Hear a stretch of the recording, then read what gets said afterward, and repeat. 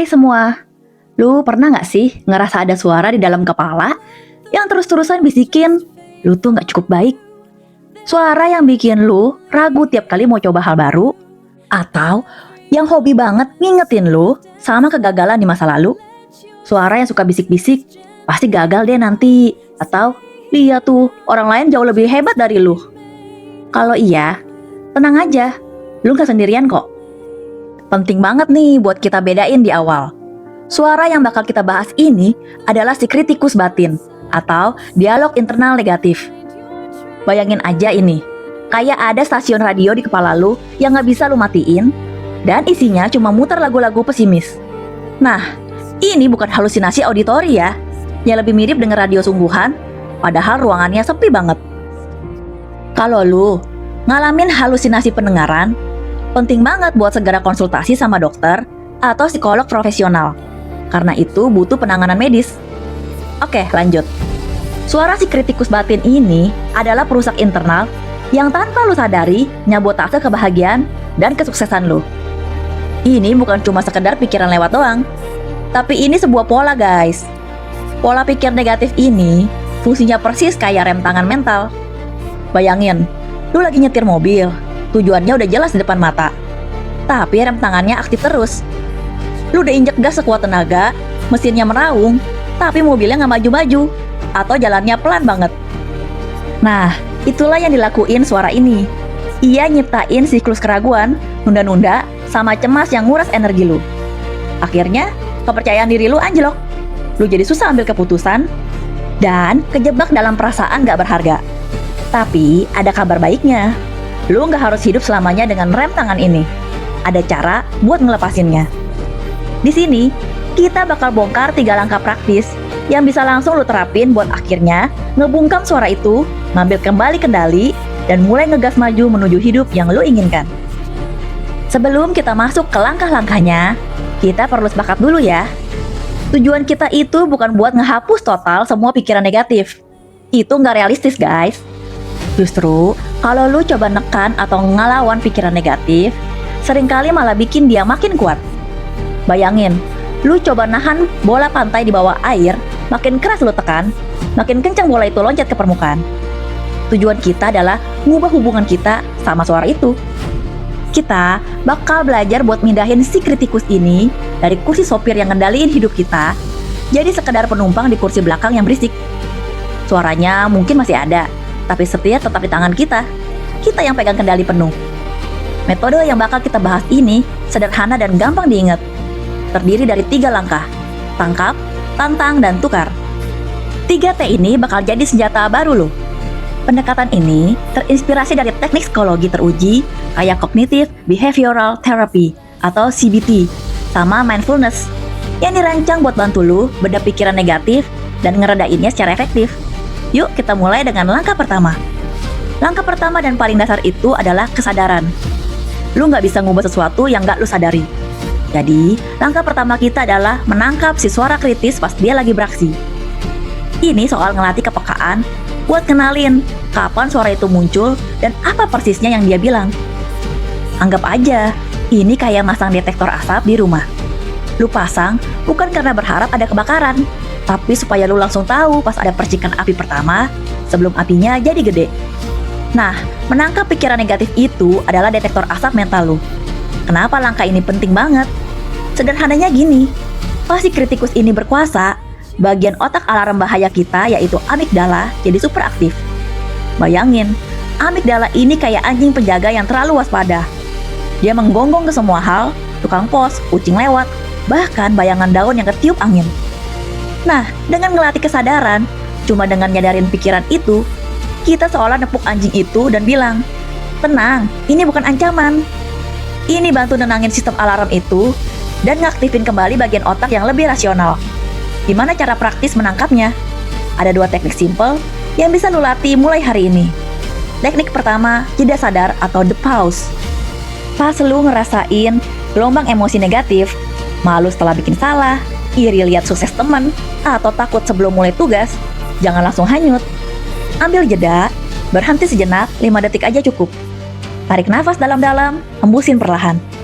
Jeda singkat ini nyiptain ruang antara pemicu atau kejadian sama respons lu atau pikiran negatif.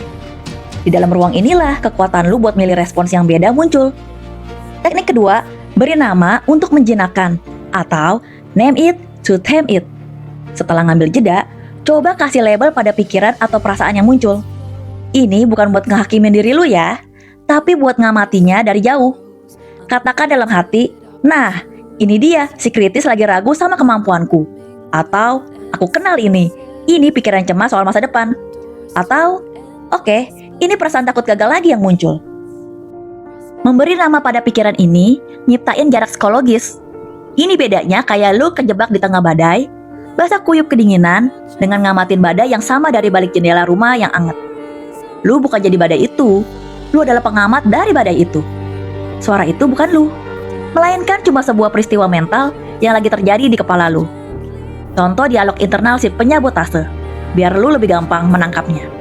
Coba kenali beberapa kalimat khas si suara kritis ini. Apakah lu familiar dengan beberapa di antaranya? Pas mau memulai sesuatu yang baru, ngapain dicoba? Lu itu nggak ada bakat. Nanti juga ujung-ujungnya gagal dan malu-maluin diri sendiri. Pas lihat orang lain berhasil, tuh kan, dia emang hebat dari sananya. Lu nggak bakal pernah bisa selevel itu. Udah, terima nasib aja. Pas baru dapat pujian, ini kebetulan doang. Mereka muji karena nggak enakan. Aslinya kerjaan gue biasa aja, nggak ada yang spesial. Pas ngelakuin kesalahan sekecil apapun, dasar bodoh, gini aja nggak bisa. Lihat kan, lu emang nggak becus. Semua orang pasti mikir lu payah sekarang. Nah, kalau lu dengar kalimat-kalimat ini atau variasinya muncul di kepala lu, itulah sinyalnya. Itulah momen buat menangkapnya. Sadari kehadirannya, kasih label, dan akuin kalau suara itu lagi aktif. Ingat, suara-suara negatif ini seringkali bukanlah fakta, melainkan cuma persepsi doang. Langkah pertama ini aja udah dahsyat banget, karena dia ngehentiin spiral negatif sebelum jadi terlalu gede. Setelah berhasil menangkap suara kritis, langkah selanjutnya adalah menantangnya. Di tahap ini, kita bakal bertindak kayak detektif yang objektif, bukan hakim yang langsung ngejatuhin vonis. Tugas kita adalah ngeinterogasi pikiran negatif itu dan meriksa kebenarannya berdasarkan bukti, bukan perasaan atau asumsi semata. Banyak suara kritis di kepala kita kedengaran sangat meyakinkan. Padahal seringnya penuh dengan distorsi kognitif, kesalahan berpikir yang nggak logis. Bayangin, distorsi ini kayak cermin di rumah hantu. Dia ngambil bayangan diri lo yang normal dan melintirnya jadi aneh, pendek, atau nakutin. Nah, langkah tantang ini tujuannya buat ngehancurin cermin palsu itu dan nyari cermin biasa buat lihat situasi apa adanya. Gimana cara praktis menantangnya? Gunain serangkaian pertanyaan investigasi buat nguji pikiran negatif lu. Anggap aja lu ngadain sidang pembuktian di dalam pikiran. Pertanyaan kunci buat sidang pembuktian. Pertama, apa bukti konkret yang gua punya kalau pikiran ini 100% benar? Pikiran kritis sering bikin klaim besar, kayak gue selalu gagal. Tantang itu, apa benar-benar selalu? Gak ada satupun keberhasilan kecil hidup lu. Cari bukti sebaliknya. Mungkin lu pernah nyelesain tugas sulit, bantu teman, atau belajar skill baru. Bukti sekecil apapun itu valid loh. Kedua, ada nggak cara lain buat ngelihat situasi ini? Adakah pandangan yang lebih netral atau bahkan positif? Pikiran kritis cenderung terpaku pada satu sudut pandang paling negatif. Coba paksa diri lu nyari setidaknya 2 alternatif lain. Misalnya, kalau lu nggak dapat balasan email dari klien, suara kritis mungkin bilang, mereka nggak suka proposalku. Interpretasi alternatifnya bisa jadi, mungkin mereka lagi sibuk dan belum sempat baca. Atau, bisa jadi emailku masuk spam. Ketiga, pikiran ini bantu gua maju atau malah nahan gua? Ini pertanyaan soal fungsi. Apakah dengan percaya pikiran gue nggak mampu, bakal bikin lu termotivasi buat belajar? Tentu enggak kan? Pikiran ini jelas-jelas sabotase. Nyadarin kalau sebuah pikiran itu nggak berguna, bisa ngurangin kekuatannya, bahkan kalau pikiran itu kerasa benar. Keempat, kalau sahabat gue ada di posisi gue dan ngomong gini tentang dirinya, nasihat apa yang bakal gue kasih ke dia? Pertanyaan ini sangat ampuh buat nyiptain jarak dan ngaktifin sisi welas asih lu, atau self-compassion.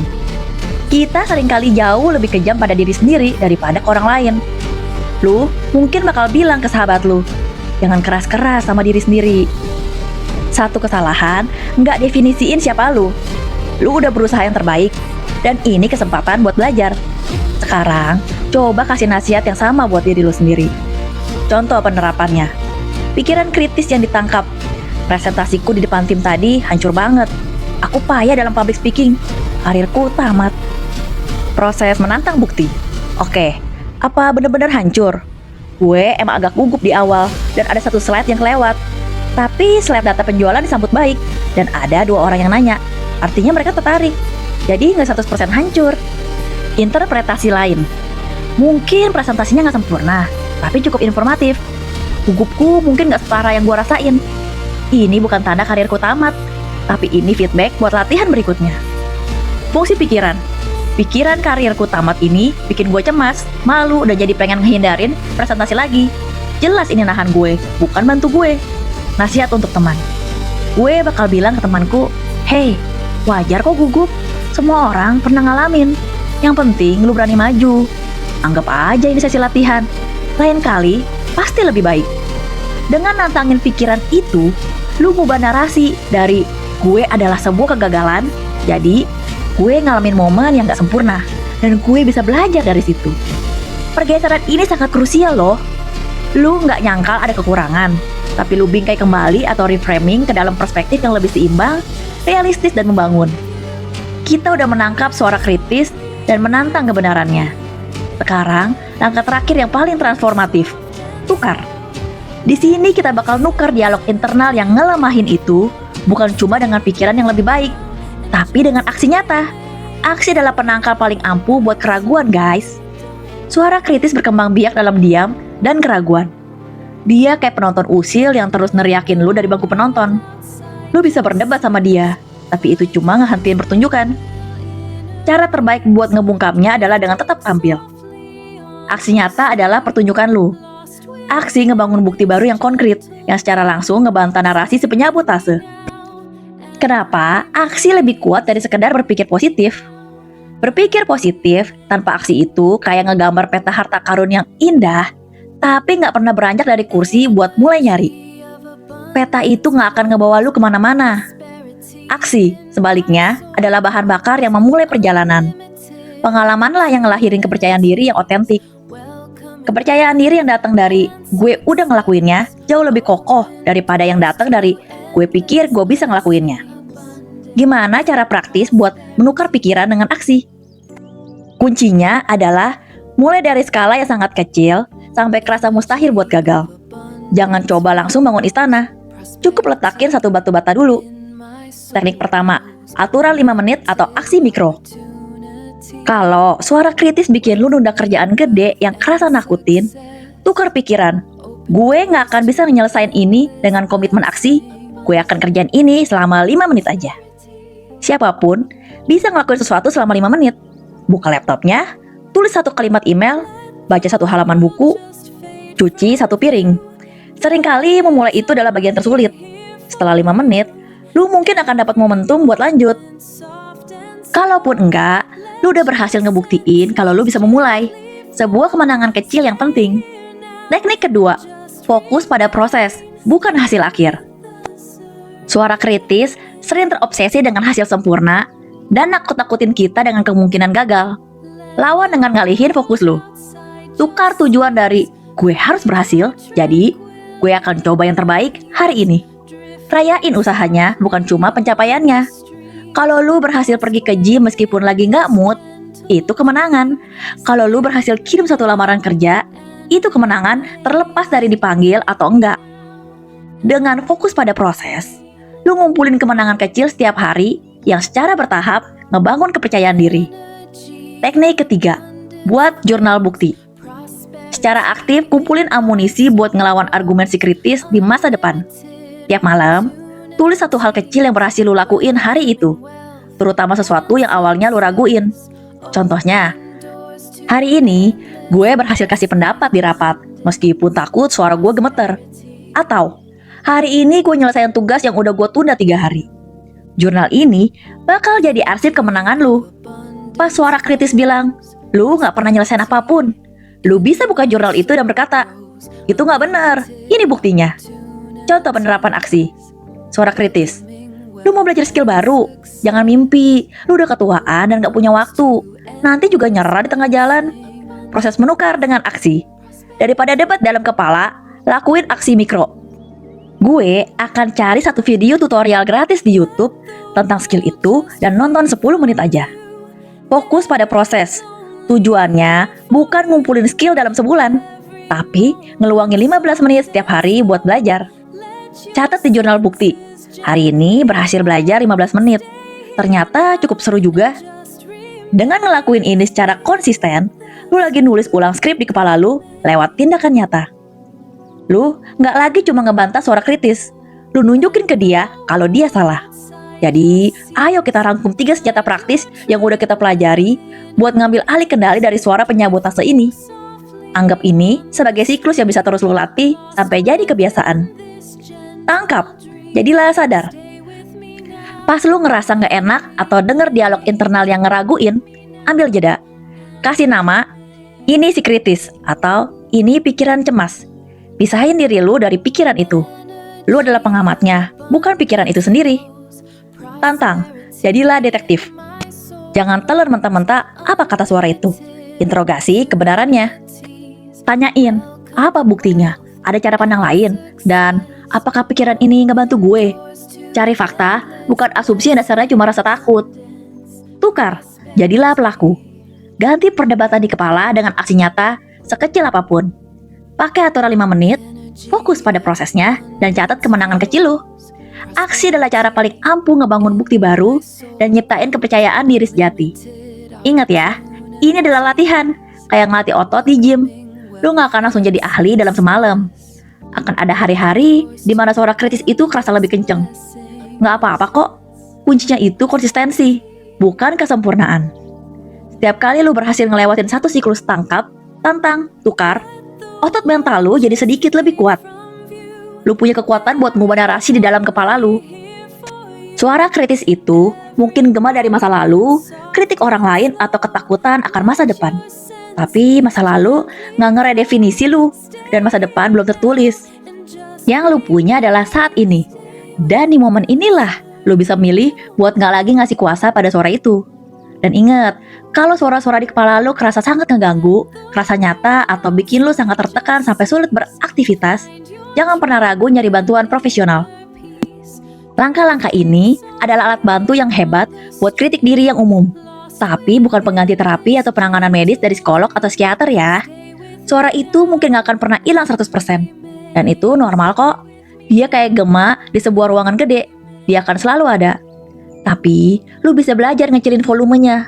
Lu bisa milih buat gak lagi nganggapnya sebagai kebenaran. Lu, dan cuma lu yang pegang kendali atas hidup lu. Nah, sekarang gue pengen denger dari lu. Dari 3 langkah tadi, tangkap, tantang, atau tukar, langkah mana yang paling klik dan pengen segera lu coba? Tulis jawaban lu di kolom komentar di bawah ya. Gue bakal seneng banget ngebaca dan belajar dari pengalaman kalian semua. Kalau lu ngerasa video ini bermanfaat, jangan lupa tekan tombol like sebagai dukungan. Dan pastiin lu udah subscribe serta nyalain lonceng notifikasi supaya gak ketinggalan video pengembangan diri lainnya. Terakhir, kalau lu kenal seseorang yang mungkin juga lagi berjuang ngelawan suara kritis di kepalanya, bagiin video ini ke mereka. Satu share dari lu bisa jadi sangat berarti. Terima kasih udah nonton sampai akhir. Teruslah bertumbuh dan sampai jumpa di video berikutnya.